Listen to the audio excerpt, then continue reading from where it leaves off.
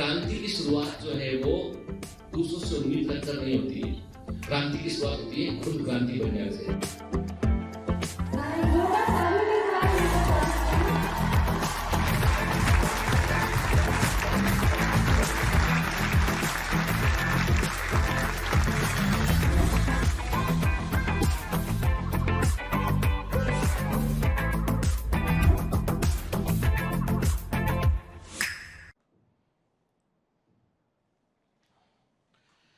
Hello commanders, welcome to Biomentors classes online. I am doctor Jitendra Singh. तो चलिए बेटा, हम पढ़ रहे थे sexual reproduction in flowering plants. तो पिछली क्लास में हमने थोड़ा सा फ्लोरल मॉर्फोलॉजी का हमने जो है वो रिव्यू देखा और हमने देखा कि किस प्रकार का जो है वो सेक्सुअल पार्ट फ्लावर के किस तरह के होते हैं, एंड्रोशियम क्या होता है, गाइनोशियम क्या होता है। तो ये सब चीजें हम ऑलरेडी मॉर्फोलॉजी में पढ़ चुके हैं, उसी को हमें थोड़ा सा आगे एक्सटेंड करके समझना है। तो पिछली क्लास में हमने बात किया था स्टेमेन के बारे में कि एंथर क्या होता है, फिलामेंट क्या होता है, एंथर की वॉल लेयर क्या होती है। तो मैं कुछ क्वेश्चन आपसे बेटा करूंगा और फिर उसमें हम आगे बढ़ेंगे हम, ठीक है ना? ठीक है ना? तो पहले कुछ क्वेश्चंस देखेंगे और फिर उसमें बेटा हम आगे बढ़ेंगे। तो मेरा पहला क्वेश्चन यह है कि आपको बताना है कि जो एंथर की वॉल लेयर है, जो आपको बताना है कि जो एंथर की वॉल लेयर है उसमें से कितनी वॉल लेयर ऐसी होती है ना, 4 वॉल लेयर एंथर के अंदर होती है, एपिडर्मिस, एंडोथीशियम, मिडिल लेयर और टैपेटम। उसमें से कितनी वॉल लेयर ऐसी होती हैं जो प्राइमरी पैराइटल सेल से बनती हैं, यानी कितनी वॉल लेयर ऐसी होती है जो प्राइमरी पैराइटल लेयर से बनती है, प्राइमरी पैराइटल सेल से बनती है, वो आपको बताना है, ठीक है ना? क्लियर? दूसरा आपको ये बताना है कि सबसे अंदर वाली वॉल लेयर का नाम क्या होता है, what is the name of the innermost wall layer of the anther. Anther के जो माइक्रोस्पोरेंजिया को घेरने वाली जो इनर मोस्ट वॉल लेयर होती है उसका नाम क्या होता है, ठीक है? ये आप बतलाएंगे, ठीक है? तो देखिए, अब इसके अलावा आपको लेवलिंग करना है बेटा। तो आपके सामने इमेजेस दे रखी है इसमें, तो आपको लेवल करना है कि ये ए क्या है, इसमें ए क्या है, बी क्या है, सी क्या है, डी क्या है और ई क्या है, ठीक है? तो A B C D E की लेवलिंग कीजिए आप, क्लियर? ठीक है ना? A B C D E का आपको लेवलिंग करना है, ठीक है बेटा? है ना? सब आंसर करेंगे। देखो बेटा, ये मॉर्फोलॉजी हुआ, सेक्सुअल रिप्रोडक्शन फ्लावरिंग प्लांट हुआ, ये सारे चैप्टर ऐसे जहां पे जो है वो डायग्राम भी पूछे आते हैं, लेवलिंग भी पूछे आते हैं, दिमाग में रखना है हमको। कई बच्चों के दिमाग में ये कि सर जो है 12th बोर्ड का डिलीटेड पोर्शन ये वो, तो मैं क्लियर कर दूं बेटा, अभी एनटीए का कोई ऑफिशियल नोटिफिकेशन नहीं आया है कि कौन सा पोर्शन रखा है उसने, और सिलेबस को कट शॉर्ट करने का फिलहाल हम ये मानकर हम नहीं चल रहे हैं कि ऐसा कुछ होने वाला है। हम पूरा ही सिलेबस पढ़ रहे हैं। अब देखिए, सिंपल सी बात है कि लास्ट मिनट में क्या नोटिफिकेशन निकलता है, क्या डिसाइड करता है एनटीए, वो हम बाद में देखेंगे, ठीक है ना? ठीक है, अभी लेकिन हमको पढ़ना है। फिर दूसरा आपको बताना है कि 1 2 3 4 5 और 6 लेवलिंग को ध्यान से देखिए, बताइए 1 2 3 4 5 6, तो ठीक से इसको लेवल करना है। और इसके लिए देखो, पहले आप खुद से लेवल कीजिए, फिर एनसीईआरटी को ध्यान से देखिए और पकड़िए कि कहां आपने लेवलिंग में गलती किया है, ठीक है? एकदम बेटा परफेक्टली ऑल राइट कॉन्सेप्ट रहना चाहिए, कहीं पर कोई गलती नहीं करना है। और ये जो लेवलिंग होती है ना, एनसीईआरटी के अकॉर्डिंग ही एग्जाम में पूछी जाती है, ठीक है? फिर दूसरा A B C D E, ठीक है?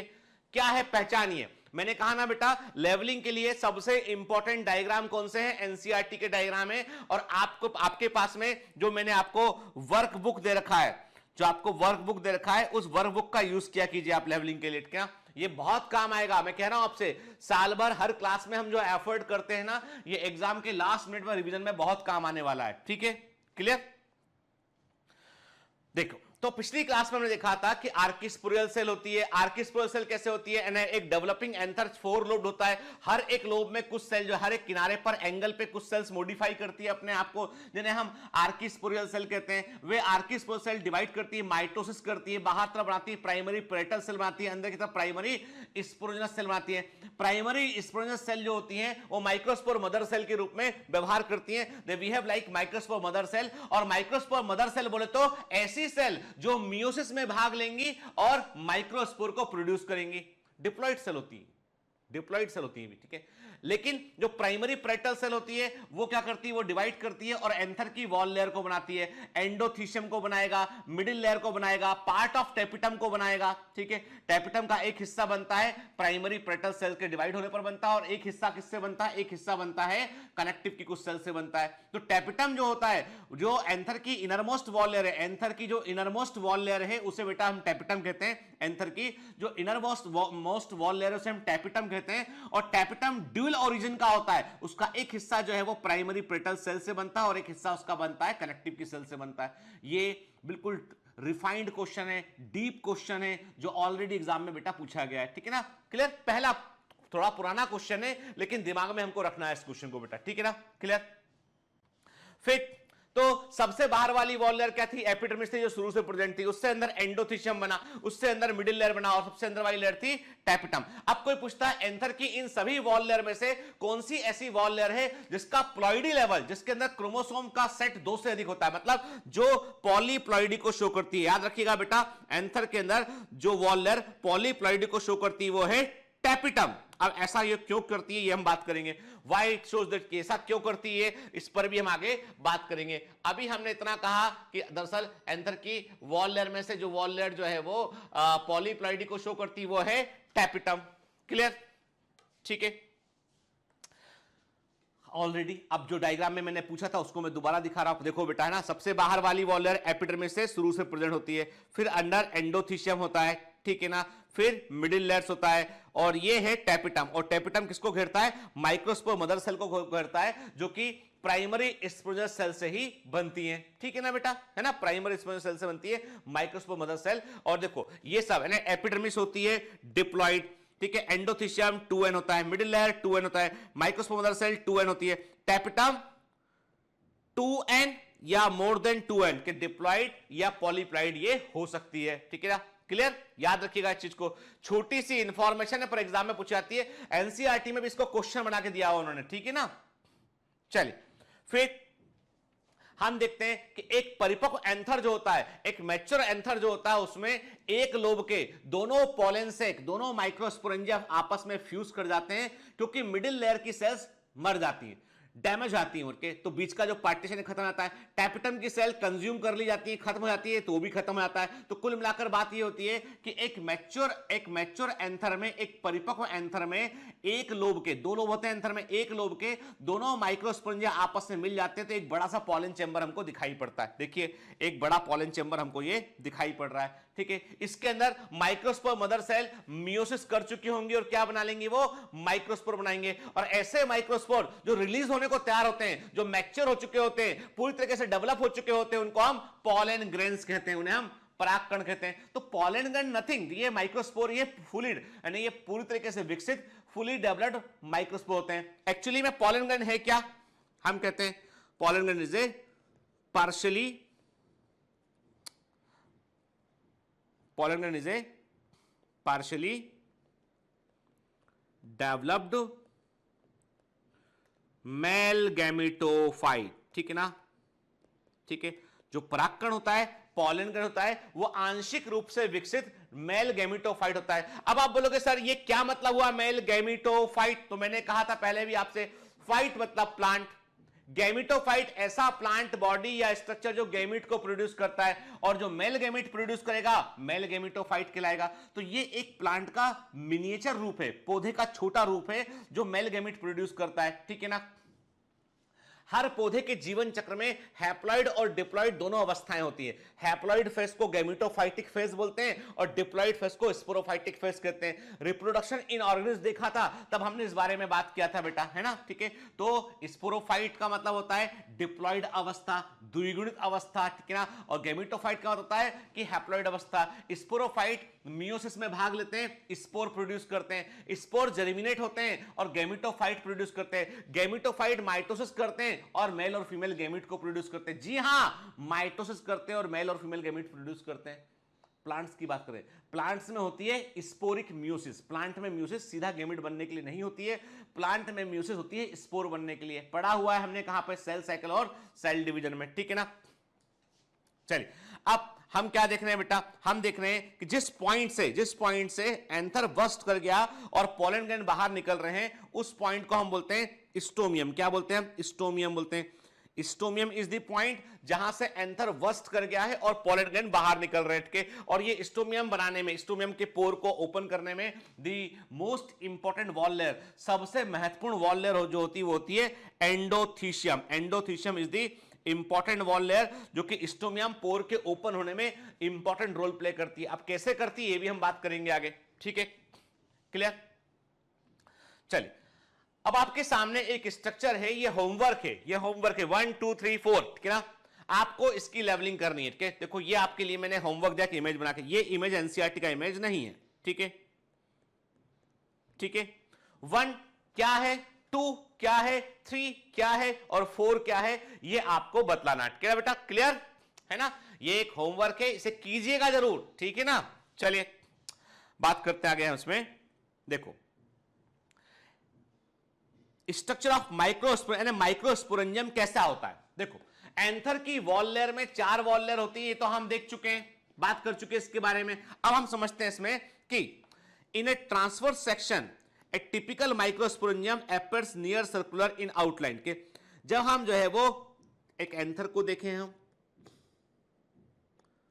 हमने कहा ये एक एंथर है, इसमें ये माइक्रोस्पोरेंजियम माइक्रोस्पोरेंजियम माइक्रोस्पोरेंजियम माइक्रोस्पोरेंजियम, ठीक है ना? है ना? कैसे दिखाई पड़ रहे हैं? एक ट्रांसफर सेक्शन में देखने पर आपको टिपिकल माइक्रोस्पोरेंजियम जो होती है वो आपको सर्कुलर आउटलाइन में दिखाई पड़ती है। And very very important, it is generally surrounded by 4 wall layer, ठीक है ना? बाहर से अंदर की ओर, ठीक है? ये बाहर से अंदर की ओर, ठीक है? भूलना नहीं बेटा, ठीक है ना? क्या होता है, ये छोटी सी बात जो है वो कंफ्यूज कर सकती है, ठीक है? तो बाहर से अंदर की ओर, सबसे बाहर epidermis number 1, number 2 endothecium, number 3 middle layer और सबसे अंदर है ये टैपिटम, ठीक है ना? The outer 3 wall layer perform the function of protection. बाहर वाली 3 वॉल लेयर सुरक्षा का काम करती हैं। बाहर वाली 3 वॉल लेयर कौन सी बेटा? एपिडर्मिस, एंडोथीशियम और मिडिल लेयर। कौन सी बेटा? एपिडर्मिस, एंडोथीशियम और मिडिल लेयर जो होती हैं वो प्रोटेक्शन प्रोवाइड करती हैं। भाई किसको प्रोटेक्शन प्रोवाइड कर रही है? वो प्रोटेक्शन प्रोवाइड कर रही है माइक्रोस्पोरेंजियम को और टैपिटम को। अब आप बोलोगे सर टैपिटम को अलग क्यों कर दिया आपने? क्योंकि टैपिटम जो है माइक्रोस्पोर के, जब माइक्रोस्पोरेंजिया के अंदर माइक्रोस्पोर डेवलप होंगे तो देखो बेटा जो माइक्रोस्पोरेंजिया है वो किसको, जो माइक्रोस्पोरेंजिया एक्चुअली वो कैविटी है, वो तो एक कैविटी है, जगह है जहां पर की माइक्रोस्पोर मदर सेल प्रेजेंट है, जहां पर की माइक्रोस्पोर मदर सेल प्रेजेंट है। क्लियर? जब माइक्रोस्पोर मदर सेल डिवाइड करेंगी तो उनको डिवाइड करेंगी तो क्या करना पड़ेगा? मियोसिस करना पड़ेगा। तो एक माइक्रोस्पोर मदर सेल जब मियोसिस करती है तो 4 माइक्रोस्पोर बनेंगे। बनेंगे कि नहीं बनेंगे बेटा? बनेंगे ना 4 माइक्रोस्पोर, ठीक है? तो अब जाहिर सी बात है जब किसी सेल को डिवाइड करना है तो उसे क्या चाहिए? पहले उसे विभाजन की तैयारी करनी पड़ेगी, और विभाजन की तैयारी करनी पड़ेगी, डिवीजन की तैयारी करनी पड़ेगी, तो उसको भोजन चाहिए, फूड चाहिए उसको, कि भैया हमको फूड चाहिए, जब तक एनर्जी नहीं होगी हम डिवाइड कैसे कर लेंगे? तो who is going to provide energy? वो तो कैविटी जगह थी, एनर्जी कौन देगा? तो टैपिटम कहती है मेरी जिम्मेदारी, ठीक है? पता नहीं कितना साउंड आया माइक पर, ठीक है? मैंने अपने माइक्रोफोन पे हाथ लगा दिया, मैंने कहा टैपिटम कहती है कि मेरी जिम्मेदारी, मैं प्रोवाइड करूं, कितना चाहिए तुमको भोजन?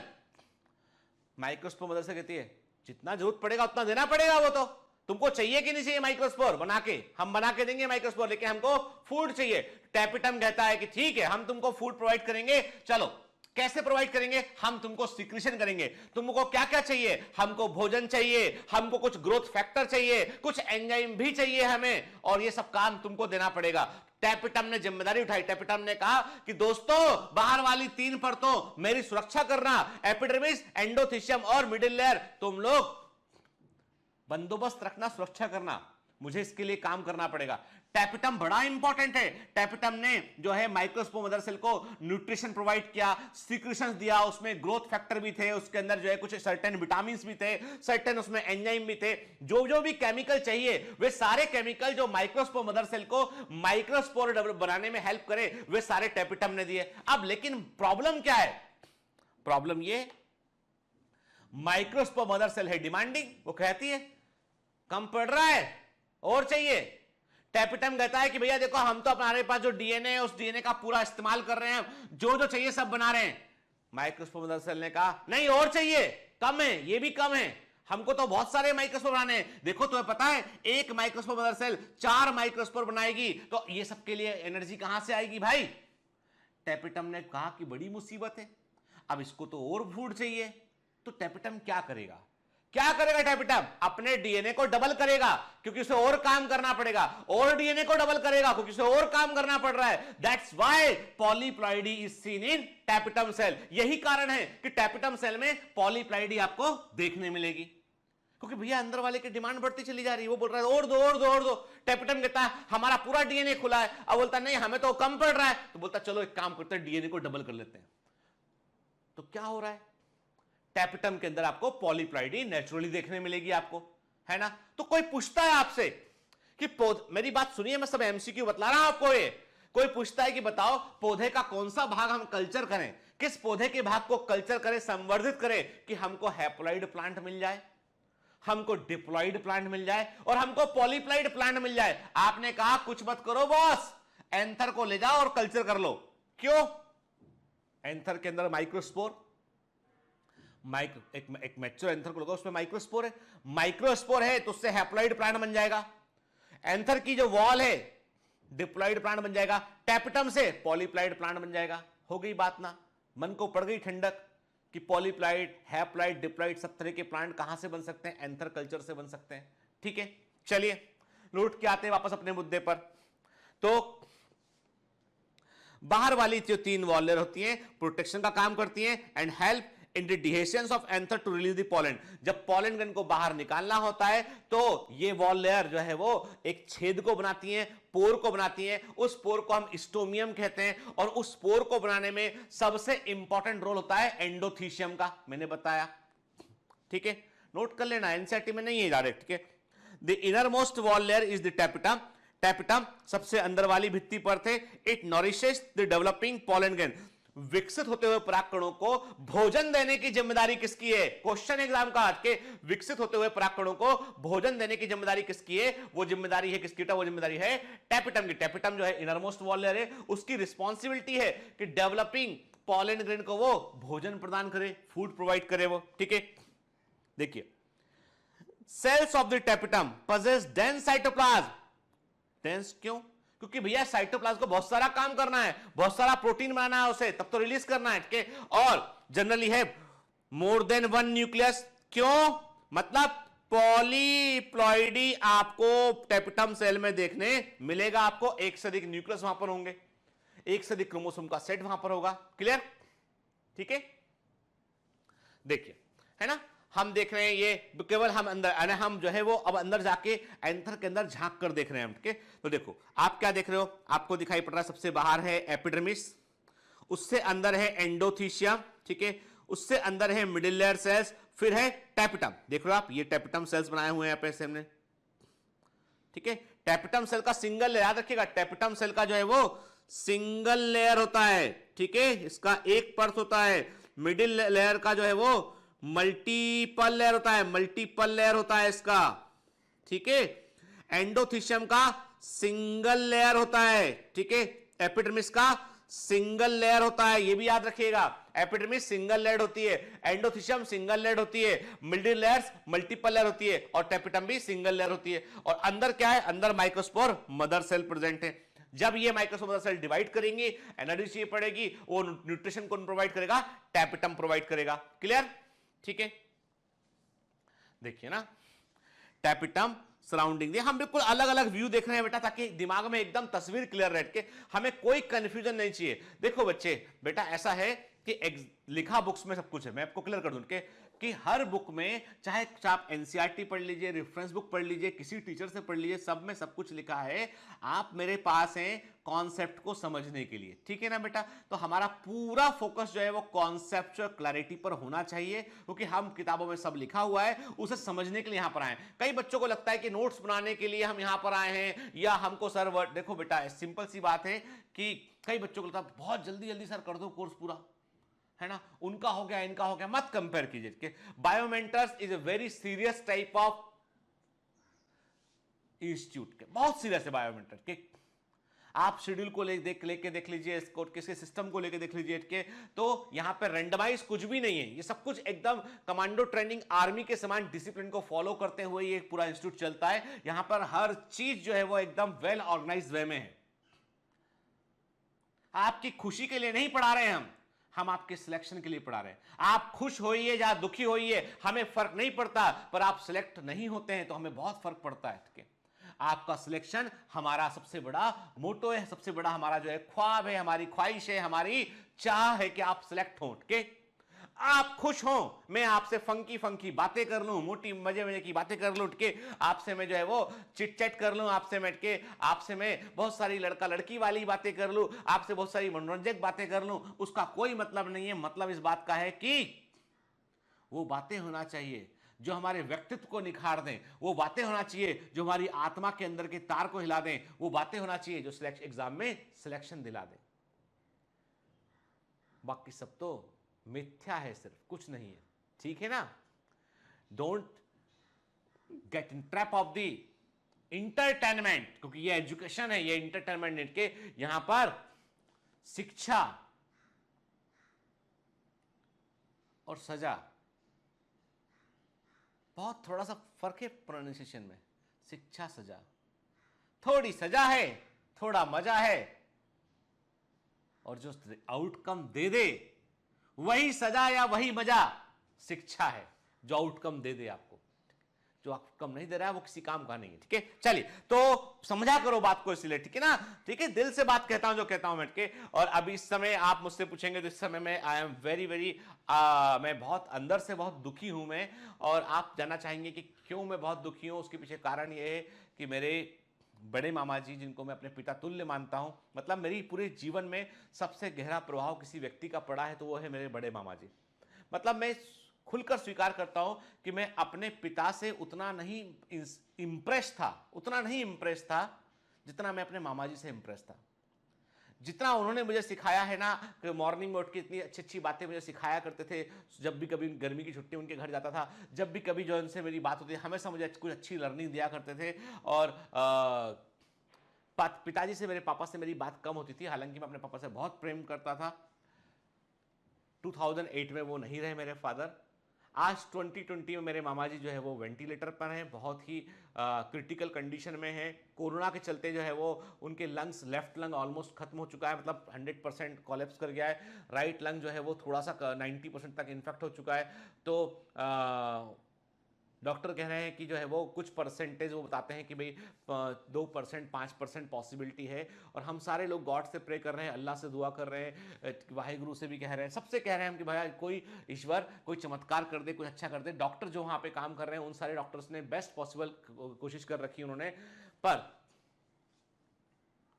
डर तो मन में आ लगता है ना यार, है ना। क्योंकि मन तो मतलब बहुत, मतलब मैं अंदर से बहुत दुखी होता हूँ। यदि उनको कुछ होता है तो मतलब मेरे लिए वो बहुत बड़ा, मतलब जिंदगी का सबसे बड़ा, ऐसा बोलते हैं ना कि एक स्तंभ कोई होता है ना, आपका ज्योतिपुंज, या इसको बोलते हैं आपकी कोई ऐसी चीज जो आपको प्रेरणा देती है, वो आपके आसपास नहीं रही। I am very upset and unhappy today कि जब मुझे मालूम चला कल से कि परसों से कि उनको वेंटिलेटर रखा गया और इंप्रूवमेंट अभी, मतलब हम सारे लोग तमाम मेडिकल साइंस छोड़ के तमाम लोग इस बात पर है कि मैं इतने 2 साल से 1.5 साल से मैं सोच रहा था कि एक बार जो है वो यहाँ बॉम्बे में बड़ा मानते हैं सिद्धि विनायक टेम्पल को, हाजी अली दरगाह उनको, कि अभी कोरोना के चलते कोई अंदर तो जा नहीं रहा क्योंकि भीड़ के चलते जो है वो समस्या हो जाए, लेकिन बाहर से प्रे करके आया उनके लिए मैं स्पेशली। मन बड़ा दुखी है मेरे अंदर से। मैं वही देखो, अब आप बोलेंगे सर क्यों पढ़ा रहे हो फिर आप। मैं इसलिए पढ़ा रहा हूँ कि बेटा मुझे लगता है कि किसी और के मामा, पिता, जो भी उनके नियर एंड डियर वन है, कभी आपके अस्पताल में होंगे, वो लोग आपके पास होंगे, आप किसी को सेव कर सको, किसी को बचा सको। आप ईश्वर करे आपको इतना ताकत दे ईश्वर कि आप बुरी से बुरी परिस्थिति में भी व्यक्ति का साथ दे सकें। आपको ईश्वर इतना जो है वो हुनर दे कि आप किसी की जान को बचा सकें, आप लड़ सकें, जीवन और मृत्यु के बीच में आप अपनी तलवार अड़ा सकें। ये आ गया मैं योद्धा, कैसे तुम लेके जाओगे इसको, देखो जरा। ऐसा आदमी बनना बेटा, ठीक है ना। चलिए, इसीलिए मैं बोलता हूं, गुस्सा में होता हूं इसलिए कि भैया पढ़ने का कोई बहाना मत ढूंढिए, पढ़िए पढ़िए पढ़िए। जाने कितने लोग हैं जिनकी लाइफ को आप बचा सकते हैं, इसलिए पढ़िए। के छोटा स्वार्थ, नीट निकाल लूंगा फिर यूट्यूब का चैनल खोल लूंगा फिर नीट नीट चिल्लाऊंगा। अरे क्या पागलपन है, मतलब पागलपन की भी हद होती है एक, कि नीट निकाल लूंगा। नीट क्यों निकाल रहा हूं मैं? मुझे एमबीबीएस नहीं करना, मुझे यूट्यूब का चैनल खोलना है, इसलिए नीट निकाल रहा हूं मैं। नीट निकाल लूंगा फिर मैं यूट्यूब पर चिल्लाऊंगा कि नीट के बच्चों तुम हो जाओ मोटिवेट, क्योंकि हम थे मोटिवेटेड, हम निकल गए। अब हम एमबीबीएस नहीं करेंगे, हमें किसी को बचाना नहीं है। हमारे तो बचपन का ख्वाब था कि हम यूट्यूबर बन जाएं, और हम बन गए, और हम बनते रहेंगे। टेलीग्राम बना के तुम्हें जोड़ते रहेंगे, तुम्हारा डेटा बाहर वाले को बेचते रहेंगे, तुमको एक लिंक देके उल्टे सीधे काम करते रहेंगे, क्योंकि हमारा बचपन का ख्वाब था यूट्यूबर बनना। आई बात समझ में?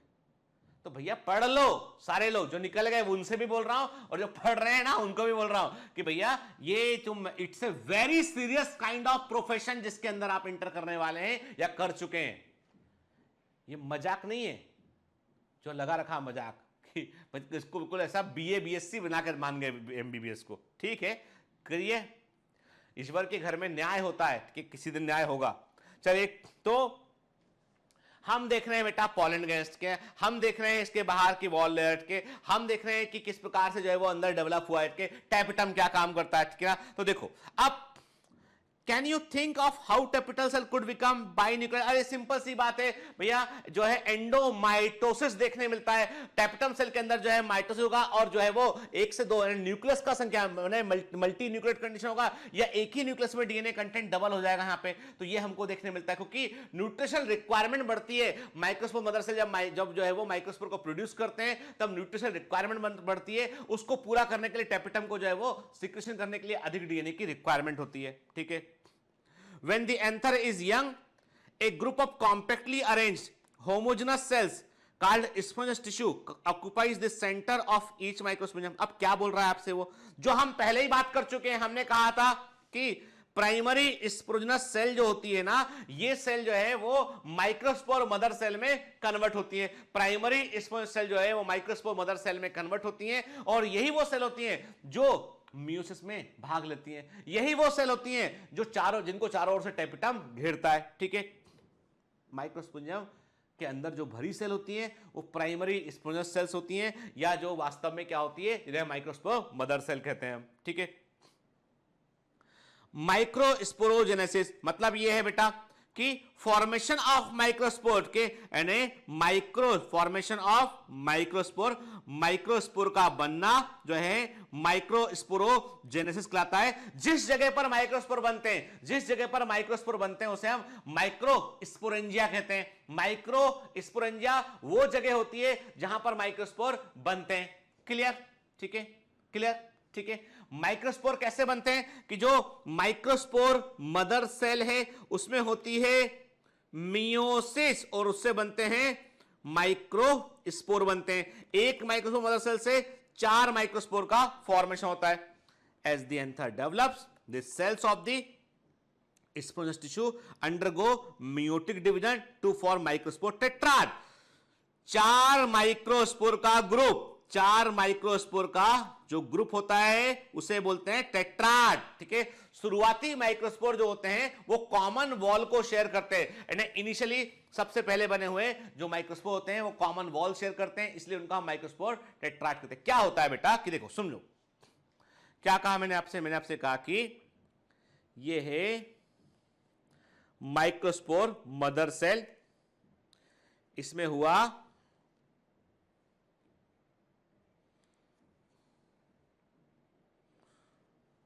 मियोसिस, ठीक है। तो क्या बने, 4 माइक्रोस्पोर बने ये।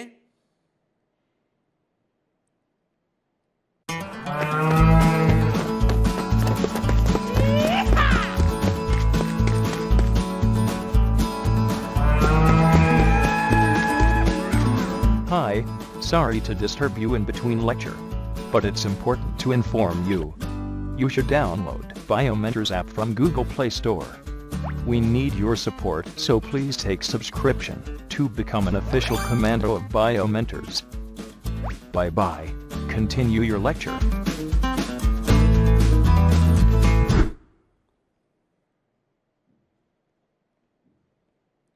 ये 4 माइक्रोस्पोर बन गए।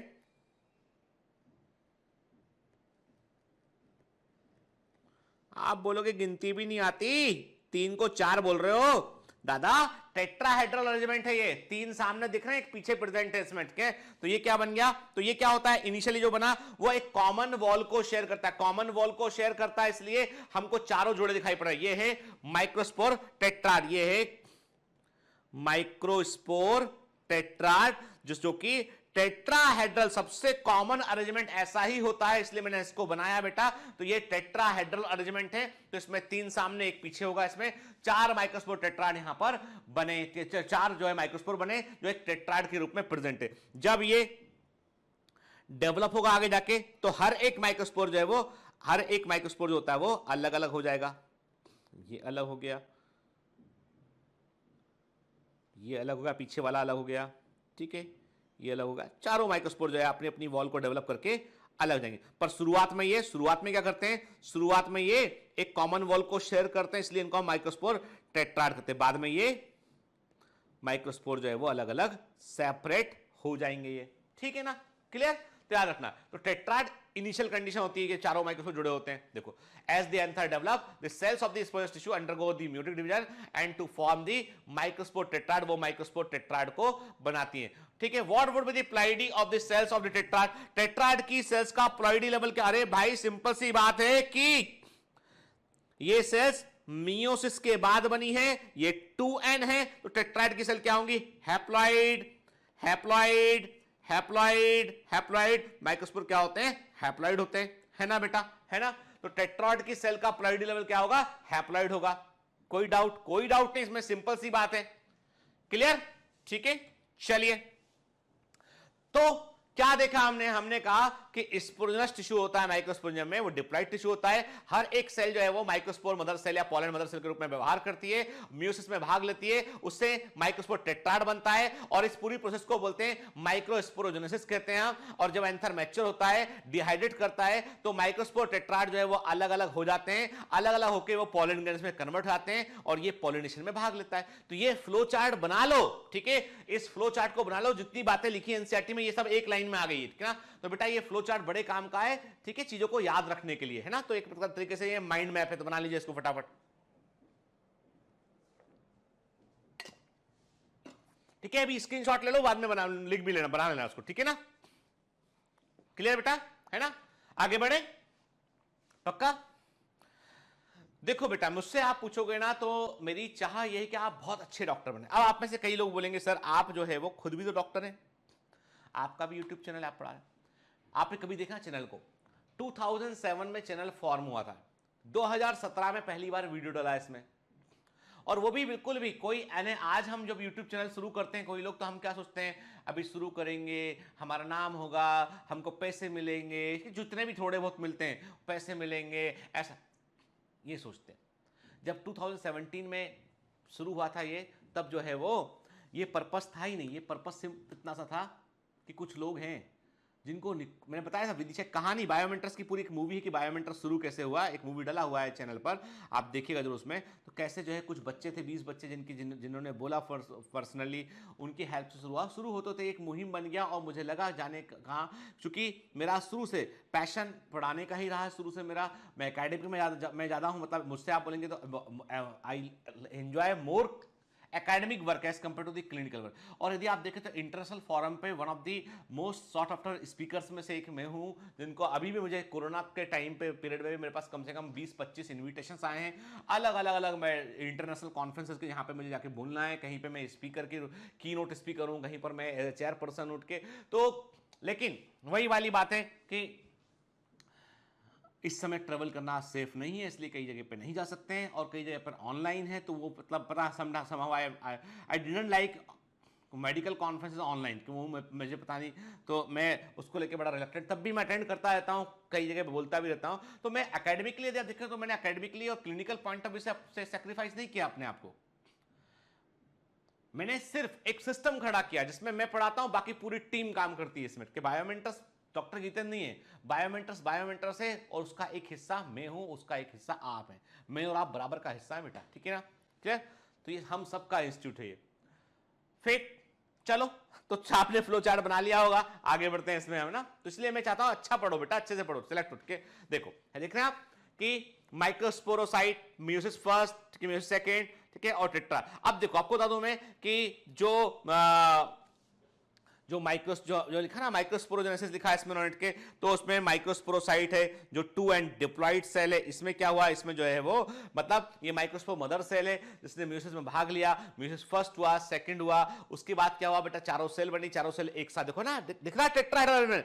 मैंने सामने से 3 दिखाई था, अभी पीछे वाला भी दिखाई पड़ रहा है इसमें, ये बन गया है टेट्राड बन गया है, ठीक है ना बेटा, चारों माइक्रोस्पोर एक साथ यहां पर प्रेजेंट है, ठीक है, क्लियर? देखिए ना टाइप्स ऑफ माइक्रोस्पोर टेट्राड के टाइप देख रहे हैं। टेट्राहेड्रल जो मैंने बनाया था आपको याद है, फिर आइसोबाइलेटरल, फिर देख रहे हैं हम टी शेप्ड, एरिस्टोलोकिया में देखने मिलता है, लीनियर सीधी रेखा में, एसएल पियाज में देखने मिलता है, डेक्यूसेट टाइप मैग्नोलिया में देखने मिलता है। हमें इतना याद रखना है द मोस्ट कॉमन टेट्राड के मोस्ट लिख लीजिए, most common microspore tetrad arrangement is tetrahedral, ठीक है, मोस्ट कॉमन। अब ये क्यों बताया मैंने, क्योंकि जो मेगास्पोर है, जो मेगास्पोर बनेगा ना, आगे बात करेंगे फीमेल गैमेटोफाइट मेगास्पोर, मेगास्पोर का सबसे कॉमन अरेंजमेंट टाइप होता है लीनियर सीधी रेखा में, ठीक है, लेकिन माइक्रोस्पोर का सबसे कॉमन माइक्रोस्पोर टेट्राड अरेंजमेंट होता है वो होता है टेट्राहेड्रल अरेंजमेंट होता है, ये वाला पहले वाला बेटा, ठीक है, सबसे कॉमन होता है, क्लियर? ठीक है। As each cell of the spongious tissue is capable of giving rise to microspore tetrad, मतलब जो प्राइमरी स्पोंजियस सेल से बना हुआ जो प्राइमरी स्पोंजियस टिश्यू है, जिसे हमने माइक्रोस्पोर मदर सेल कहा था, हर एक सेल जो है वो माइक्रोस्पोर टेट्राड को प्रोड्यूस कर सकती है, और हर एक each one is a potential pollen और माइक्रोस्पोर मदर सेल के। तो याद रखिएगा हर एक प्राइमरी स्पोंजियस टिश्यू की हर एक सेल जो होती है वो एक माइक्रोस्पोर मदर सेल के समान व्यवहार करती है, जो कि डिप्लॉइड सेल होती है, ठीक है, जो कि मियोसिस में भाग लेती है, और माइक्रोस्पोर मदर सेल होती है मियोसाइट, जो मियोसिस में भाग लेगा उसे बोलेंगे meiocyte. The process of formation of microspore from a pollen mother cell through meiosis is called microsporogenesis. के माइक्रोस्पोर मदर सेल जो होती है बेटा उसमें म्यूसिस होगा, या पॉलन मदर सेल में म्यूसिस होगा, उससे माइक्रोस्पोर बनेंगे, इस प्रोसेस को बोलते हैं माइक्रोस्पोरोजेनेसिस कहते हैं। अब ध्यान रखो, जिस जगह पर यह होती है वो जगह है माइक्रोस्पोरेंजिया, वो जगह है जहां होती है, ठीक है। जिस लीफी, ध्यान से बात सुनना, छोटी छोटी बातें अभी दिमाग में डाल लोगे ना तो जब हम प्लांट किंगडम पढ़ेंगे काम आएगा। जिस लीफी स्ट्रक्चर है, जो पत्ती के समान लीफी स्ट्रक्चर है, जहां पर माइक्रोस्पोरेंजिया प्रेजेंट है, उसे बोलते हैं माइक्रोस्पोरोफिल, ठीक है। मतलब वो लीफी स्ट्रक्चर, वो पत्ती के समान स्ट्रक्चर जहां पर की माइक्रोस्पोरोफिल, जब यहां पर की माइक्रोस्पोरेंजिया पाई जाती है, माइक्रोस्पोरोफिल कहलाता है, ठीक है ना, clear. The microspores as they are formed are arranged in a cluster of 4 cells, जिसे माइक्रोस्पोर टेट्राड कहते हैं। As the anther matures and dehydrate, the microspore dissociate from each other and develop into pollen grain. मैंने कहा ना कि चारों microspore फिर बाद में डेवलप होने पर अलग अलग हो जाएंगे और क्या बना लेंगे, वो पॉलन ग्रेन के रूप में मैच्योर हो जाएंगे। इनसाइड ईच माइक्रोस्पोरेंजियम, हर एक माइक्रोस्पोरेंजियम के अंदर सेवरल थाउजेंड ऑफ माइक्रोस्पोर और पॉलन ग्रेन्स आर फॉर्म, याद रखना। अब ये बड़ी इंटरेस्टिंग बात है, मेगास्पोर जब बनेगा ना तो एक ही मैच्योर होगा, एक ओविल। अब देखो ओव्यूल क्या होता है, सुनो कंपैरेटिव चीजें बेटा दिमाग में रखो अभी से आप, ठीक है ना। ओव्यूल क्या होता है, याद है आपको, मैंने कहा था, बार बार बोला, मैं मॉर्फोलॉजी के समय से बोलता आ रहा हूं कि ovule is integumented mega sporangia, समझ रहे, ठीक है। मतलब ओव्यूल एक ऐसा मेगास्पोरेंजिया है जिसमें अध्यावरण होता है और मेगास्पोरेंजिया में मेगास्पोर बनता है। फर्क कितना है, मेगास्पोरेंजिया में जब भी मेगास्पोर डेवलप होगा संख्या में एक होगा, वो एक ही डेवलप हो जाएगा, कितने ही बन जाए बाकी सब खत्म हो जाएंगे, एक ही बचेगा, एक ही सरवाइव करेगा। जबकि माइक्रोस्पोरेंजिया में थाउजेंड्स, हजारों की संख्या में होते हैं, ठीक है, और इनको रिलीज कर देते हैं जब एंथर का प्रस्फुटन होता है, उसका डिहेसेंस होता है, तो उसको बाहर रिलीज कर दिया जाता है, ठीक है। देखिए ये हम देख रहे हैं माइक्रो स्पोर टेट्राड देख रहे हैं, हमें ये दिखाई पड़ रहा है, ठीक है। ये हम एक एक माइक्रो स्पोर को देख रहे हैं हम, ठीक है। फिर ये कॉमन वॉल को देख रहे हैं, जनरली केलोस से बनी होती है, ये कॉमन वॉल दिखाई पड़ रही है हमें इनके बीच में, है ना। ये कॉमन वॉल हम यहां पर देख रहे हैं, जोड़ने में हेल्प करती है इसको, ठीक है। आगे चल के ये मैच्योर होंगे, अलग अलग हो जाएंगे इस वॉल से, ठीक है। अब देखो बेटा, ये चूंकि it is very important, very very important, क्योंकि एग्जाम में क्वेश्चन कंपैरेटिव आता है, ठीक है। इस पोर्शन से कई क्वेश्चन ऐसे होते हैं जो बहुत कंपैरेटिव पूछाते हैं, इसलिए आपको माइक्रोस्पोर, ये हम जो डिफरेंस यहां पे देख रहे हैं ना, जब हम मेगास्पोरोजेनेसिस पढ़ेंगे तब भी देखेंगे इसको, हम अभी भी देखेंगे तब भी देखेंगे। तो कुछ फंडामेंटल डिफरेंसेस यही याद कर लो, ठीक है। तो पहले दो कॉलम बनाया, पहले कॉलम में लिखा हमने माइक्रोस्पोरोजेनेसिस, दूसरे में लिखा हमने मेगास्पोरोजेनेसिस, ठीक है। माइक्रोस्पोरोजेनेसिस में क्या लिखा हमने, formation of microspore from microspore mother cell. Megasporogenesis में क्या लिखोगे, formation of megaspore from megaspore mother cell. कोई दिक्कत नहीं, बिल्कुल सिंपल सी बात है भाई, जो मेगास्पोर बनाने वाली है वो मेगास्पोर मदर सेल है, जो माइक्रोस्पोर बनाने वाली है वो माइक्रोस्पोर मदर सेल है, ठीक। इंटरेस्टिंग बात ये, ऑल 4 माइक्रोस्पोर आर फंक्शनल, के मतलब एक माइक्रोस्पोर मदर सेल से 4 माइक्रोस्पोर बनेंगे और चारों काम करेंगे, चारों एक्टिव रहेंगे, चारों लाइव सर्वाइव करेंगे, चारों आगे के रिप्रोडक्शन में पार्टिसिपेट कर सकते हैं, ठीक है। जबकि मेगास्पोरोजेनेसिस में लिखा हमने ओनली 1 मेगास्पोर इज फंक्शनल, के ओनली पूरा कलम 1 मेगास्पोर इज फंक्शनल, फंक्शनल, केवल एक मेगास्पोर जो है वो क्रियाशील रहेगा, ओनली 1 मेगास्पोर इज फंक्शनल, ठीक है। मेगास्पोरोजेनेसिस में क्या लिखा हमने, केवल एक मेगास्पोर क्रियाशील रहेगा बेटा, ठीक है। फिर जो माइक्रोस्पोरोजेनेसिस की प्रक्रिया है वो कहां होगी, वो माइक्रोस्पोरेंजियम में होगी, the process occurs in the microsporangium. जबकि मेगास्पोरोजेनेसिस की प्रोसेस कहां होगी, the process occurs in the megasporangium, bracket में लिखेंगे हम ओव्यूल, ठीक है, ओव्यूल, ब्रैकेट में ओव्यूल कर लिया हमने, ठीक है, क्लियर। फिर large number of microsome mother cell undergo the large number of microsome mother cell undergoes the microsporogenesis, क्या जब भी कभी माइक्रोस्पोरोजेनेसिस होता है तो बड़ी संख्या में माइक्रोस्पोर मदर सेल उसमें भाग लेती हैं, इसलिए बड़ी संख्या में माइक्रोस्पोर बनते हैं, ठीक है। जबकि जब मेगास्पोरोजेनेसिस होगी ना तो केवल एक मेगास्पोर मदर सेल म्यूसिस में भाग लेगी, इसलिए जो है वो जब मेगास्पोरोजेनेसिस होगा तो केवल एक मेगास्पोर मदर सेल मियोसिस में भाग लेगी, 4 मेगास्पोर बनेंगे, 3 डिजेनरेट कर जाएंगे, एक सरवाइव करेगा। 4 मेगास्पोर बनेंगे, 3 खत्म हो जाएंगे, एक बचेगा, इसलिए हमने क्या कहा कि केवल एक मेगास्पोर फंक्शनल होता है।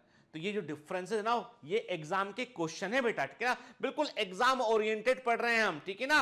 और मैं क्लियर कर दूं आपको, कई बच्चों के दिमाग में सर 11th का, सर 12th का, तो भैया देखो बहुत सारे कोचिंग है जो 11 12 में फोकस करते हैं, हम सिर्फ और सिर्फ नीट पर फोकस करते हैं, ना हम आईआईटी की बात करते हैं, ना हम सिर्फ नीट पर फोकस करते हैं, ना हम 9 10th की बात करते हैं, ना 11 12th की बात करते हैं। कई बच्चों ने बोला सर आप भी जो है फाउंडेशन कोर्स लॉन्च कर दीजिए, 9th का कोर्स, 10th का कोर्स के 10 कोर्स और कर दीजिए। हमने कहा नहीं भाई, हम 2 बैच इस बार चला रहे हैं, फोकस बैच और रेगुलर बैच, जो नीट के डिले होने के कारण ऐसा हुआ था, अदरवाइज हम सिर्फ और सिर्फ अपने मुट्ठी भर बच्चे हमारे पास हैं, जितने भी बच्चे हमारे पास हैं सब बहुत सीरियस हैं, सारे अपने करियर को लेके एकदम गंभीर हैं। यहां पे कोई भी ऐसा नहीं है जो हंसी ठिठोली के लिए आया हो, यहां पे सारे बच्चे बहुत गंभीर हैं जो सिर्फ और सिर्फ अपने करियर के लिए जमकर मेहनत कर रहे हैं। और बायोमेंटर्स ऐसे बच्चों के लिए अपना फोकस कभी भी जो है वो डेविएट नहीं करेंगे। हम चाहें तो हम भी 15 तरह के कोर्स लॉन्च कर सकते हैं, पर हम नहीं करते हैं। हमारे पास ये बहुत बड़ा इंफ्रास्ट्रक्चर है, पर तब भी हम नहीं करते हैं, क्योंकि हम चाहते ये है कि there is no compromise on the quality of the education, there is no compromise on the dedication, and there is no compromise on सपनों के साथ। ठीक है, तुम्हारे और मेरे सपने बेटा एक ही हैं, इसलिए, है ना। धंधा कभी नहीं बनाएंगे इसको हम, विल नेवर, इसको हम कभी भी धंधा नहीं बनाएंगे। ये हमेशा दिल में ही रहेगा, दिल ही रहेगा ये। जिस दिन ये धंधे के रूप में आ गया ना, उस दिन बायोमेंटर्स नहीं बचेगा। ये बायोमेंटर्स सच्चा है, बायोमेंटर्स सबसे ऑनेस्ट इंस्टीट्यूट है। बायोमेंटर्स जो है वो दिल के करीब है। ठीक है, इसलिए आप मुझे सलाह मत दीजिए कि 9th शुरू कर दो, 10th शुरू कर दो, ये कर दो, वो कर दो। मुझे इतना पता है कि नीट, बस नीट, सिर्फ नीट, टॉपर चाहिए हमको सारे के सारे, उसके लिए बेटा मेहनत कर रहे हैं। ठीक है, चलिए अब क्या देख रहे हैं हम, माइक्रोस्पोरोजेनेसिस में आपने देखा माइक्रोस्पोर टेट्राड देखा हमने। फिर हमने क्या कहा कि यदि हम जो है वो एक माइक्रोस्पोर को हम जो है वो अलग कर लें धीमे से, सबसे पहला काम क्या होगा कि टेट्राड से माइक्रोस्पोर अलग होगा, फिर माइक्रोस्पोर अपने आप को डेवलप करेगा, और जब पूरी तरीके से डेवलप हो जाएगा तो उसको बोलेंगे हम पॉलन ग्रेन, जो बाहर निकलने को तैयार है। हमने कहा उसको पॉलन ग्रेन बोला उसको हमने। जो पॉलिनेशन में भाग लेगा वो पॉलन ग्रेन है, जो पॉलिनेशन में भाग लेगा वो पॉलन ग्रेन। पॉलिनेशन क्या होता है, यानी पॉलन ग्रेन का एंथर से स्टिग्मा तक पहुंचना, वही होता है पॉलिनेशन। ठीक है, क्लियर। तो देखिए डेवलपमेंट के दौरान यानी जब भी कभी माइक्रोस्पोर एक न्यूली फॉर्म माइक्रोस्पोर एक पॉलन ग्रेन में डेवलप होता है ना बेटा, देखिए लिखा है ना माइक्रोस्पोर मैच्योरिंग इनटू, तो जब भी कभी माइक्रोस्पोर पॉलन ग्रेन में डेवलप होता है ना, पॉलन ग्रेन में डेवलप होता है ना, दोनों हैप्लॉइड है, ये भी हैप्लॉइड है, ये भी हैप्लॉइड है, लेकिन ये सिंगल सेल, एक 1 सेल का होता है, और ये 2 या 3 सेल हो सकता है। तो पॉलन ग्रेन जो होता है वो माइटोसिस होगा, माइक्रोस्पोर के अंदर न्यूक्लियस डिवाइड करेगा, माइटोसिस होगा, और उसके बाद जो है सेल 2 सेल बनेंगी, जनरेटिव सेल और ट्यूब सेल या वेजिटेटिव सेल बनेगी, और अब बन चुका होगा ये पॉलन ग्रेन। तो याद रखिएगा pollen grain is multi sailed, जबकि माइक्रोस्पोर इज यूनिसेल्ड, दोनों हैप्लॉइड हैं। न्यूली बना है वो माइक्रोस्पोर है, जब डेवलप पूरा हो गया तो पॉलन ग्रेन बन जाएगा वो। ठीक है, देखिए ये हम देख रहे हैं पॉलन ग्रेन्स को, के परागकणों को देख रहे हैं। माइक्रोस्पोर में कोई भी आउटर कवरिंग नहीं बनेगा, एक्साइन बोलते हैं इसको हम के, लेकिन एक पॉलन ग्रेन के अंदर आपको बाकायदा आउटर कवरिंग देखने मिलेगा, जो ऑर्नामेंटल कवरिंग होगी अलग। आप ये परागकण देख रहे हैं, आप ये कोई सीड नहीं देख रहे हैं, आप ये पॉलन ग्रेन्स देख रहे हो। हर एक पॉलन ग्रेन का सरफेस पर एक यूनिक पैटर्न है, और ये इतना यूनिक पैटर्न है कि इसका इस्तेमाल हम जो है वो टैक्सोनॉमी में करते हैं, वर्गीकरण में भी इसका इस्तेमाल करते हैं हम, इतना यूनिक पैटर्न होता है। ठीक, एक्साइन के ऊपर हमको एक पैटर्न देखने मिलता है बाहर वाले कवरिंग के रूप में। और आपको पता है जो पॉलन ग्रेन का जो एक्साइन होता है वो एक केमिकल से बना होता है, उस केमिकल का नाम होता है स्पोरोपोलेनिन। ठीक है, ये मोस्ट बायोलॉजिकल रेजिस्टेंस केमिकल है, जो अपने आप इस दुनिया में बनने वाला केमिकल, जिस पर कई सारे एंजाइम काम नहीं करते हैं, जो हजारों सालों तक कभी खराब नहीं होता है, वो केमिकल है स्पोरोपोलेनिन। इसलिए फॉसिल पॉलन ग्रेन इस बात का इंडिकेशन होते हैं, जो बतलाते हैं कि आज के हजारों लाखों वर्ष पहले कौन से प्लांट वहां पर रहे होंगे। ठीक है, देखिए क्या देख रहे हैं हम एक देख रहे हैं, हम एक पॉलन है, हम जो है वो एक पॉलन ग्रेन का फॉर्मेशन देख रहे हैं हम। यहां पे क्या देख रहे हैं हमें दिखाई पड़ रहा है एक माइक्रोस्पोर है, जो एक माइक्रोस्पोर है जो कि टेट्रा, जो एक माइक्रोस्पोर है जो कि टेट्राड से अलग हुआ है। ठीक है, उसने डेवलप हो रहा है वो, और क्या बना रहा है वो बना रहा है वो एक पॉलन ग्रेन बना रहा है। अब एक काम करते हैं, समझने के लिए वैसा बनाते हैं हम। ठीक है, समझने के लिए हम यहां पे ऐसा बना लेते हैं इसको हम। ठीक है, आप मेरे साथ बनाइए, देखो ये मैंने कहा ये एक टेट्राड है। ठीक है, ये एक टेट्राड है, इसमें ये माइक्रो स्पोर टेट्राड हो गए। ठीक है, फिर इस टेट्राड से क्या हुआ, एक हमने जो है माइक्रोस्पोर अलग अलग हो गए। हमने कहा ये जो माइक्रोस्पोर जो है वो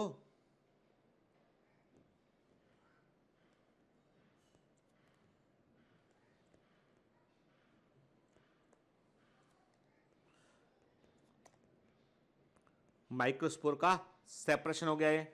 ठीक है, माइक्रोस्पोर क्या हो गया, ये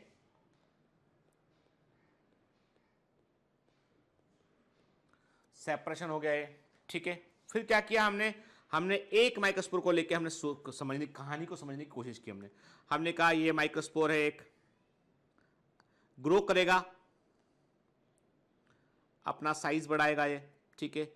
ग्रो किया, ये स्फेरिकल शेप का हो गया ये प्रोटोप्लाज्म को बढ़ाया इसने अपने अंदर, ठीक है। ग्रोथ लिखा हमने, ग्रो किया, ठीक है।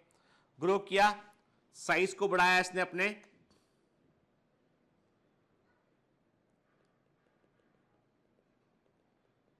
और साथ साथ में इसने अपने न्यूक्लियस को इसने एक कोने पर भेज दिया। इसने बीच में क्या बन रहा है, बीच में एक वैक्यूल सा बन रहा है। इसने न्यूक्लियस को धकाया, सुनो एक बिल्कुल इवेंट बता रहा हूं, उठ इसने क्या किया, और ग्रोथ, ये ग्रो किया, ग्रोथ किया, बीच में वैक्यूल बन गया, न्यूक्लियस को उसने कहां धकाया, एक किनारे की ओर धकाया उसने, ठीक है। अब यहां पर हुआ माइटोसिस हुआ यहां पे, ठीक है। माइटोसिस हुआ तो क्या बन गया, ये यहां पर माइटोसिस हुआ तो एक न्यूक्लियस ये बन गया, एक न्यूक्लियस ये बन गया, और ये वैक्यूल ऑलरेडी प्रेजेंट था शुरू से, ठीक है। और इन दोनों के बीच में क्या होगा, दोनों दो सेल बन गए। एक्चुअली ये माइटोसिस दो सेल बन गए, एक ये नीचे वाला, एक ऊपर वाला, ठीक।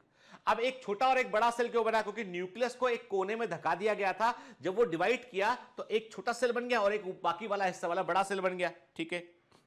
हमने क्या कहा, हमने कहा वेजिटेटिव सेल, वेजिटेटिव सेल जो कि मेल गैमेट बनाने में भाग नहीं लेगी, वेजिटेटिव सेल है, ठीक है। और दूसरी है ये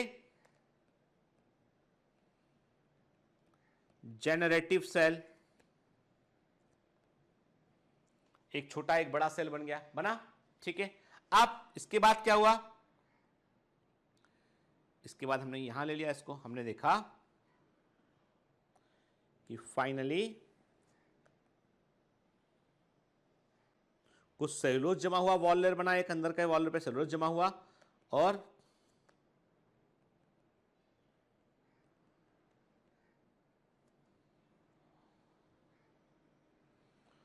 क्या देखा, हमने देखा कि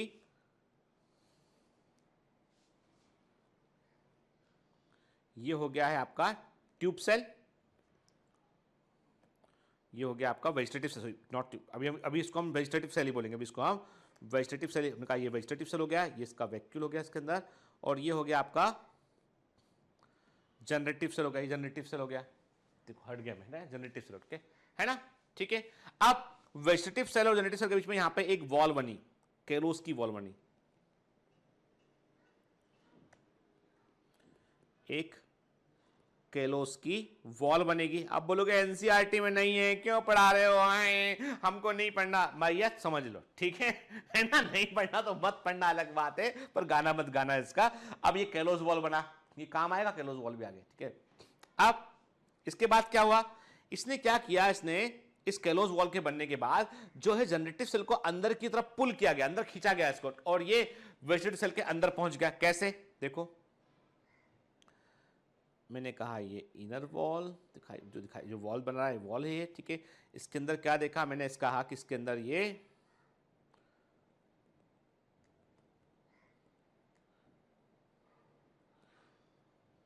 वेजिटेटिव सेल है, और इसके अंदर अब क्या आ गया, इसके अंदर अब आ गया ये जनरेटिव सेल आ गया। केलोस वॉल जो है, अब केलोस वॉल गायब हो चुका, अब केलोस का वॉल जो है वो गायब हो चुका होगा, इसको अंदर पुल किया उसने, पुल किया, उसके बाद जो है ये क्या बन गया, ये जनरेटिव सेल जो है वो अंदर आ गया, जनरेटिव सेल इसके अंदर आ गया, ठीक है। तो मतलब वेजिटेटिव सेल के अंदर, सेल के अंदर सेल वाला कंडीशन बन गया यहां पे, यानी जनरेटिव सेल के अंदर जो है वो, सॉरी वेजिटेटिव सेल के अंदर जनरेटिव सेल आ गया, वेजिटेटिव सेल के अंदर जनरेटिव सेल आ गया, ठीक है। और अब यहां पर पूरा का पूरा पॉलन ग्रेन हमने बना लिया, हमने कहा कि पूरा पॉलन ग्रेन जो है मेट्रो पॉलन ग्रेन बना लिया हमने, यहां पे ये पॉलन ग्रेन है, हमने बनाया ये एक मेट्रो पॉलन ग्रेन बना लिया, हमने कहा ये इनर लेयर है आपकी, ठीक है। फिर ये क्या बन गया,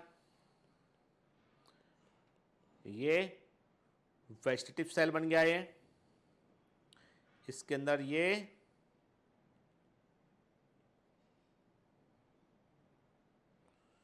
जनरेटिव सेल बन गया ये, ठीक है, क्लियर। और बाहर वाली वॉल लेयर जो है, बाहर वाली वॉल लेयर जो है वो एक बाहर वाली वॉल लेयर बनी यहां पे। हमने कहा ये बाहर इसके केमिकल जमा हुए, बाहर इसमें कुछ केमिकल जमा हुए और बाहर एक वॉल लेयर बनी जो कि थोड़ी सी कंटिन्यूस लेयर नहीं थी, डिसकंटिन्यूस लेयर थी, ठीक है। बाहर एक वॉल लेयर बनी है, बाहर वाली इस वॉल लेयर को हमने बोल दिया एक्साइन, अंदर वाली लेयर को बोला हमने इंटाइन। क्या एक्साइन कंटीन्यूअस है? एक्साइन कंटीन्यूअस नहीं है, एक्साइन में बीच बीच में पोर दिखाई पड़ रहे हैं और इन पोर को बोल दिया हमने जर्म पोर बोल दिया, इनको हमने जर्म पोर कह दिया, इनको हमने जर्म पोर कहा, ठीक है। ऐसे होता है माइक्रोस्पोर से पॉलन ग्रेन का डेवलपमेंट। बिल्कुल मैंने स्टेप वाइज बताया कि इसको याद रखोगे ना तो एनसीईआरटी का जो बनाया ना डायग्राम, मिसिंग डायग्राम बनाया, बीच की स्टेप मिस कर दी उन्होंने, वो याद रहेगा आपको, ठीक है। तो बना लोगे अच्छा होगा बेटा, ठीक है। कैलोस वॉल लिखा है वो आगे काम आएगा हमको,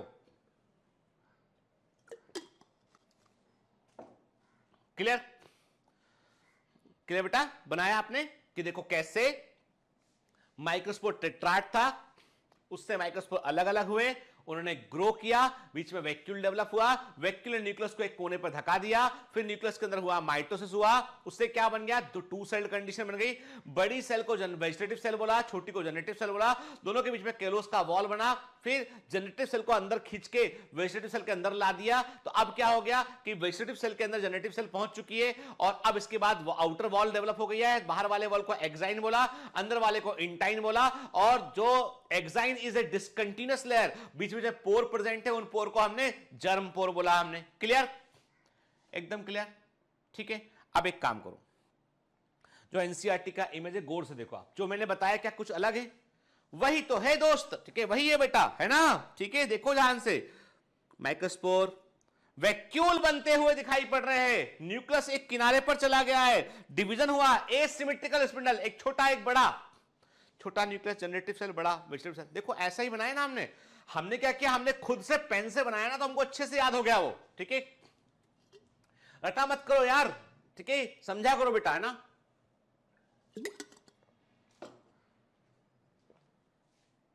क्लियर, ठीक है। देखो कहां गया, अरे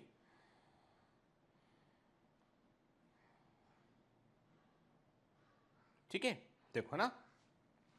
तो हमने क्या देखा बेटा, हमने देखा किस प्रकार से, देखो आ गया डायग्राम अपना, तो अच्छी बात है, कई बार मिस हो जाता है ये, हाँ आ गया,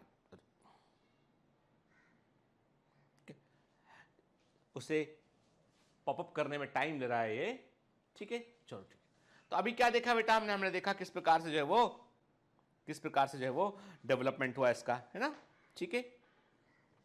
तो माइक्रोस्पोर मदर सेल से माइक्रोस्पोर टेट्राड का बनना, फिर हर एक आप देखो टेट्राड से, देखो यही देखना, देखो एनसीईआरटी में यही था ना कि माइक्रोस्पोर अलग हुआ, वैक्यूल डेवलप हुआ, किनारे पर भेज दिया न्यूक्लियस को, न्यूक्लियस डिवाइड किया, डिवाइड करने पर क्या हुआ, वेजिटेटिव सेल बना, जनरेटिव सेल बना, और उसके आगे का स्टेप मैंने आपको ये बता दिया यहाँ पे, ठीक है ना। अब देखो क्या लिखा है एनसीईआरटी में, the pollen grains represent the male gametophyte, actually it is the partially developed male gametophyte. ये बिल्कुल सही है, एग्जाम में आया है और यही सही आंसर है, ठीक है ना, क्लियर। तो रिप्रेजेंट करता है मेल गैमीटोफाइट को, लेकिन वो पूर्ण विकसित नहीं होता है।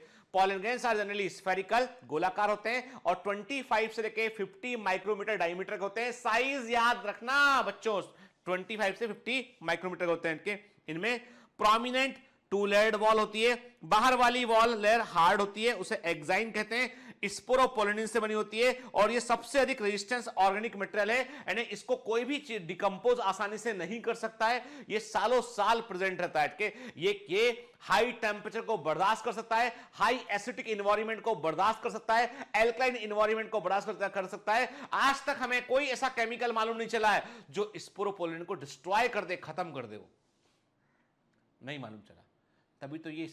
तभी तो आज भी लाखों वर्ष पुराने पॉलन ग्रेन के फॉसिल्स आज भी मिल जाते हैं हमको, ठीक है। Pollen gland exine has prominent aperture, छेद होते हैं, कंटिन्यूअस लेयर नहीं होती है, उन्हें क्या कहा, जर्म पोर कहते हैं। जर्म पोर वे जगह हैं जहां पर स्पोरोपोलेंट नहीं होता है।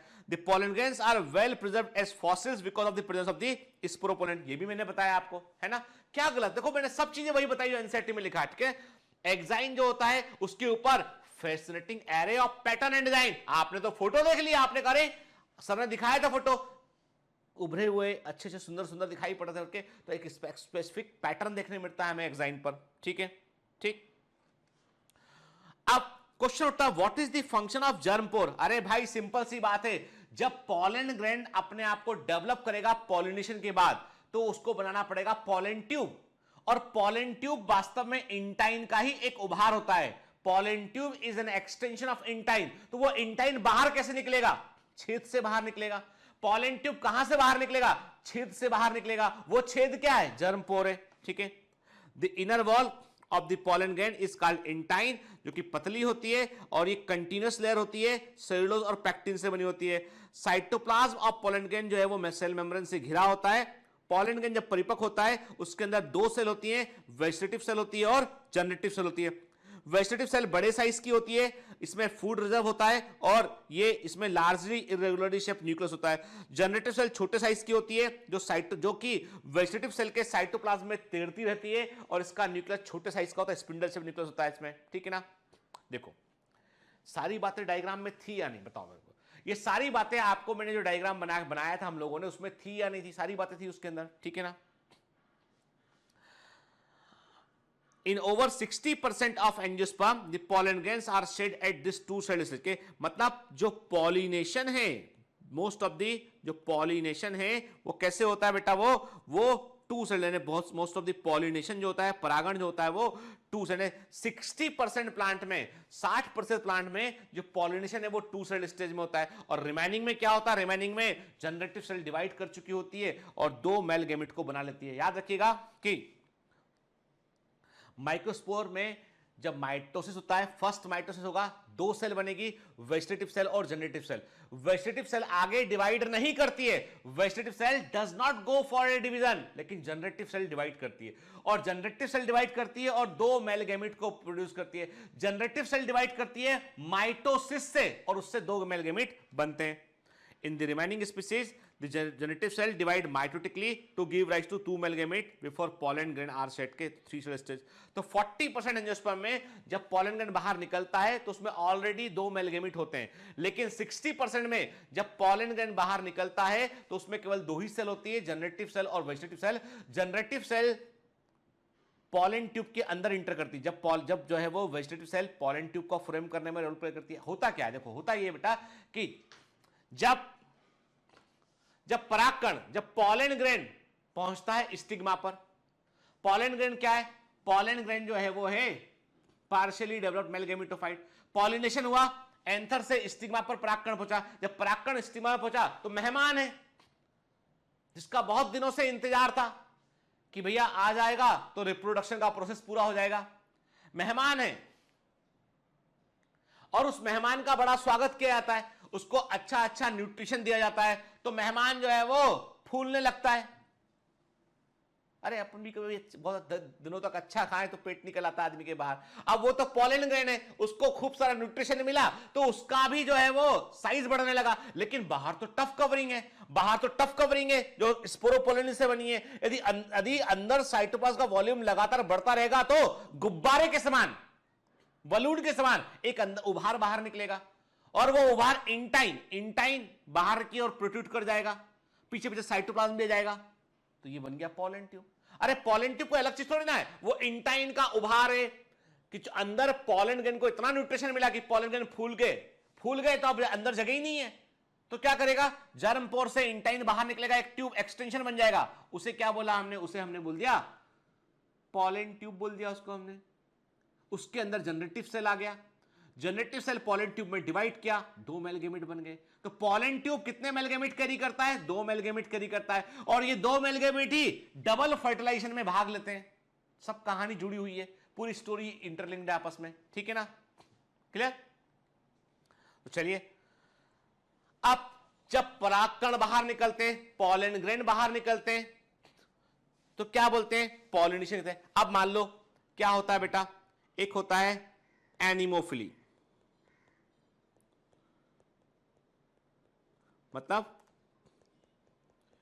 Wind pollination. सबसे पहले जो परागकणों, सबसे पहले जो पॉलिनेशन की, सबसे पहले पॉलिनेशन की शुरुआत हुई थी जिम्नोस्पर्म में। क्या, जिम्नोस्पर्म प्लांट में सबसे पहले पॉलिनेशन की शुरुआत हुई थी, और most primitive method of pollination है वो है विंड पॉलिनेशन, वायु परागण के।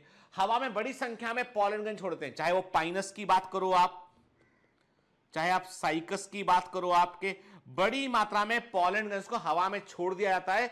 और ये एयरबॉर्न पॉलन ग्रेन, ये जो एयरबॉर्न पॉलन है, जो एयरबॉर्न पॉलन ग्रेन होते हैं, हवा में जो पॉलन होते हैं ना, ये एलर्जी करते हैं, ये एलर्जी करते हैं, ठीक है। और ऐसी एलर्जी को बोलते हैं हम हे फीवर कहते हैं, इसे हम हे फीवर कहते हैं, इसे हम हे फीवर कहते हैं, एलर्जिक राइनाइटिस या हे फीवर कहते हैं इसमें, ठीक है। कई लोगों को पॉलन ग्रेन एलर्जी होता है, ठीक है ना। क्या लिखा देखो एनसीईआरटी में, pollen grains of many species causes severe allergies and bronchial afflictions in some people often leading to chronic respiratory disorder, asthma and bronchitis। के कई लोगों को जो है वो फ्लावर से एलर्जी होती है, क्योंकि फ्लावर के जो पॉलन ग्रेन्स होते हैं ना, वो उनको लिए एलर्जेटिक होते हैं। तो कई लोगों को जो है गंभीर समस्याएं आती है, अस्थमा हो जाता है, ब्रोंकाइटिस हो जाता है, किससे बेटा, पॉलन ग्रेन एलर्जी से, ठीक है। फिर it may be mention that parthenium और कैरेट ग्रास सबसे खतरनाक के, ये इंडिया में एक सबसे, पार्थेनियम जो है वो, या कैरेट ग्रास जो होता है, ये पार्थेनियम हाइस्टोफोरस कैरेट ग्रास, गाजर घास कहते हैं, हिंदी में इसको बोलते हैं हम गाजर घास कहते हैं। ये भारत का मोस्ट ट्रबलसम लैंडवीड है, सबसे अधिक खतरनाक स्थलीय खरपतवार है। याद रखना, एक यहां पे क्वेश्चन दिमाग में रखना, most troublesome water weed in India, Bharat का सबसे खतरनाक जल खरपतवार क्या है, तो भारत का सबसे खतरनाक जल खरपतवार होता है इकॉर्निया जलकुंभी। मोस्ट ट्रबलसम लैंडवीड इन इंडिया, जो सबसे खतरनाक जो है वो स्थलीय खरपतवार है, वो क्या है, वो है बेटा पार्थेनियम गाजर घास हाइस्टोफोरस के। और इसके पॉलन ग्रेन जो होते हैं वो बड़े पैमाने पर एलर्जी करते हैं, हवा में रिलीज होते हैं और ये एलर्जी को प्रोड्यूस करते हैं, ठीक है, क्लियर। पॉलन ग्रेन जो होते हैं ये न्यूट्रिशन से रिच होते हैं। जो हनी बी आती है नेक्टर लेने के लिए आती है, ठीक है, हनी बी नेक्टर लेने आती है तो वो पॉलिनेशन में हेल्प करती है, इंसेक्ट पॉलिनेशन। पर कई ऐसे भी इंसेक्ट हैं जो पॉलन ग्रेन को पॉलिनेशन में हेल्प भी करते हैं और वो खाते भी हैं उसको। पॉलन ग्रेन जो है वो न्यूट्रिशन का अच्छा सोर्स होता है। It has become a fashion in recent years to use pollen tablets. आजकल पॉलन ग्रेन की टैबलेट मार्केट में अवेलेबल होती हैं। कई सारी वेस्टर्न कंट्रीज में पॉलन ग्रेन टैबलेट्स को बड़ा अच्छा माना जाता है। ये it's a very good nutritional supplement होता है। ऐसा मानते हैं कि इससे आपकी स्टेमिना बढ़ती है।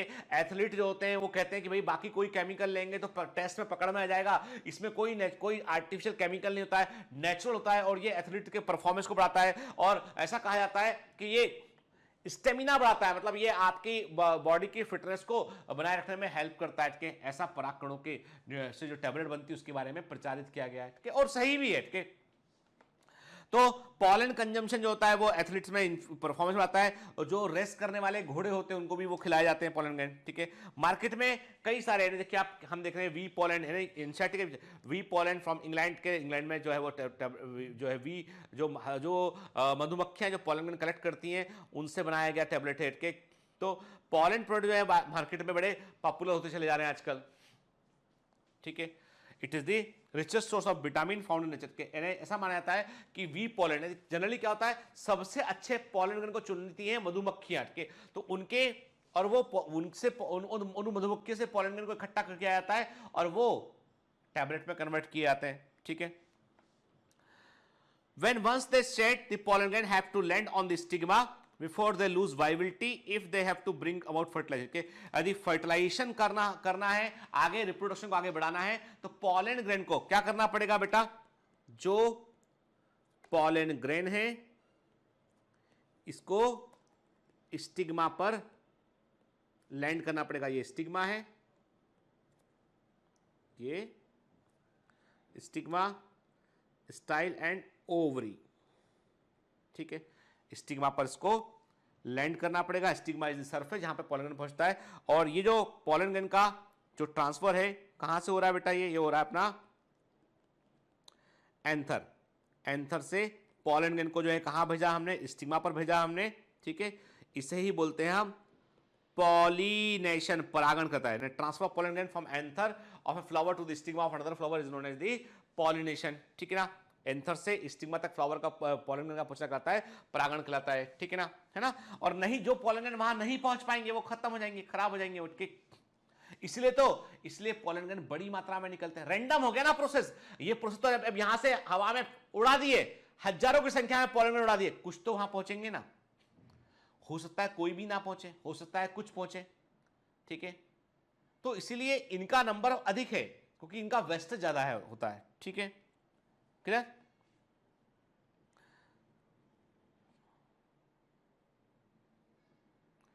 फिर और पॉलन ग्रेन की जो वाइबिलिटी होती है अलग अलग स्पीसीज में बेटा अलग अलग होती है, ठीक है। The period for which pollen grain remain viable is highly variable, मैंने कहा ना अलग अलग में अलग होता है। To some extent depends on prevailing temperature and humidity, इस बात पे भी निर्भर करता है कि आसपास के वातावरण में नमी कितनी है, तापमान कितना है, ठीक है। तो इस पे डिपेंड करता है कि जैसे कि इन सम सीरियल, कुछ अनाज जैसे कि राइस की बात करें, व्हीट की बात करें, पॉलन ग्रेन जो है वो आधे घंटे 30 मिनट के अंदर रिलीज होने के बाद यदि 30 मिनट के अंदर वहां तक नहीं पहुंचे, स्टिग्मा तक नहीं पहुंचे, तो वो खराब हो जाते हैं कि उनकी वाइबिलिटी खत्म हो जाती है। जबकि कुछ मेंबर ऐसे रोजेसी फैमिली है, लेग्यूमिनेसी फैमिली है, सोलेनेसी फैमिली है, इनके जो पॉलन ग्रेन होते हैं महीनों महीनों तक खराब नहीं होते हैं उनके, यानी महीनों बाद भी वो पॉलिनेशन की क्षमता उनके अंदर होती है, ठीक है। फिर it is possible to store pollen grain of a large number of species for years in liquid nitrogen, के इसे बोलते हैं हम क्रायो प्रिजर्वेशन, ठीक है, इसे बोलते हैं हम क्रायो प्रिजर्वेशन कहते हैं, ठीक है ना बेटा। तो क्रायो प्रिजर्वेशन क्या होता है, ये -196 डिग्री सेल्सियस तापमान पर जो है वो पॉलन ग्रेन्स को सहेजना होता है, ठीक है बेटा, है ना। और ऐसे पॉलन ग्रेन्स को हम सहेज के रखते हैं ताकि कभी ऐसा ना हो कि कोई बीमारी होने पर सारी क्रॉप डैमेज कर जाए, फिर दोबारा वो प्लांट कभी नहीं मिलेगा हमें, क्योंकि देखिए एक बार बायोडाइवर्सिटी का लॉस हुआ ना, आप कभी उसको दोबारा नहीं बना सकते आपके। तो इसीलिए there is a pollen bank होते हैं, सीड बैंक होते हैं, जहां पर हम क्रायो प्रिजर्वेशन करके जो है वो चीजों को सेव करते हैं ताकि आगे चलके क्रॉप ब्रीडिंग प्रोग्राम में यूज कर सकें और हम एक प्रजाति को, एक स्पीसीज को गायब होने से रोक भी सकें हम, ठीक है। Such stored pollen can be used in pollen bank similar to the seed bank in crop breeding programme, ठीक है। जो प्लांट पॉलन ग्रेन को हमने क्या किया, इसको हमने टिश्यू कल्चर किया, ठीक है। तो उससे क्या बनेगा, उससे बनेगा हैप्लॉइड प्लांट बनेगा, उससे हैप्लॉइड प्लांट बनेगा। ऐसे प्लांट को बोलेंगे हम एंड्रोजेनिक हैप्लॉइड प्लांट बोलेंगे उसको हम, ठीक है। पॉलन ग्रेन को आप टिश्यू कल्चर करेंगे तो उससे हैप्लॉइड प्लांट बनेगा, उससे एंड्रोजेनिक हैप्लॉइड प्लांट बोलेंगे। और ये इसलिए इंपॉर्टेंट है कि दुनिया का पहला एंड्रोजेनिक हैप्लॉइड प्लांट बनाया था गुहा और महेश्वरी ने, इंडियन साइंटिस्ट ने, गुहा और महेश्वरी ने पहला एंड्रोजेनिक हैप्लॉइड प्लांट बनाया था धतूरा इनॉक्सिया प्लांट का, धतूरा इनॉक्सिया प्लांट का, ठीक है। इन्होंने तो फर्स्ट एंड्रोजेनिक हैप्लॉइड दुनिया का जो बनाया गया था वो इंडियन साइंटिस्ट गुहा और महेश्वरी ने बनाया था धतूरा इनॉक्सिया प्लांट से। ऐसे प्लांट जो पॉलन ग्रेन कल्चर से बनते हैं उन्हें हम एंड्रोजेनिक हैप्लॉइड प्लांट कहते हैं, ठीक है। ठीक, देखिए ये पॉलन बैंक है। अभी आप बोलोगे सर ये इतना कैप मैप सब लगा के क्यों अंदर, वो अरे टेम्परेचर काफी कम है वहां पे, ठीक है। तो उस माइनस टेम्परेचर में जो है वो जो अंदर जो जिस सेल्फ के अंदर रखे वहां टेम्परेचर तो -196 होगा, बाहर तापमान उतना कम नहीं होगा लेकिन जिस सेल्फ के अंदर रखे वहां पे टेम्परेचर काफी कम होता है इसमें, ठीक है। चलिए, तो ये तो बात किया हमने किसके बारे में कि क्या होता है पॉलन ग्रेन, क्या होता है एक्साइन, क्या होता है इंटाइन। चलिए नेक्स्ट क्लास में बेटा आगे कंटिन्यू करेंगे। पढ़िए, समझिए, प्रैक्टिस कीजिए।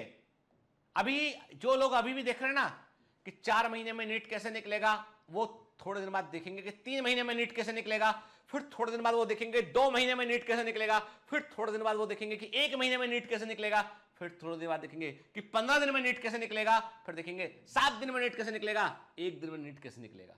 तो भैया ऐसा है कि ये जो प्लानिंग रणनीति ये सब है ना, ये व्यूज के लिए होता है, ठीक है ना, तुम्हारी पढ़ाई के लिए नहीं होता। इसलिए प्लीज अभी भी वक्त है, पढ़ने में फोकस कीजिए, ठीक है ना।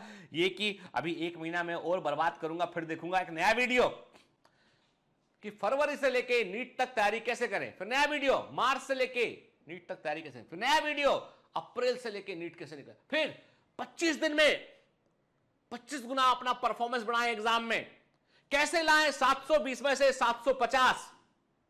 भैया यही बचा है अब कि 720 में 750 भी दिला दो तुम हमको के। खैर, तो इसलिए बेटा समझदार बनिए,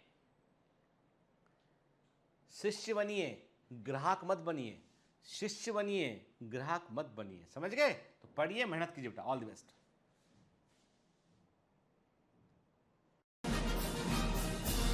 Hi. To become an official commando of Biomentors, join us at www.biomentors.online. Here you can solve daily practice papers, an online test. You can download performance enhancement sheets. You can track your progress. You can interact with other fellow commandos. Join us and prepare yourself. It's a commando training for your success. Download Biomentors online app from Google Play Store.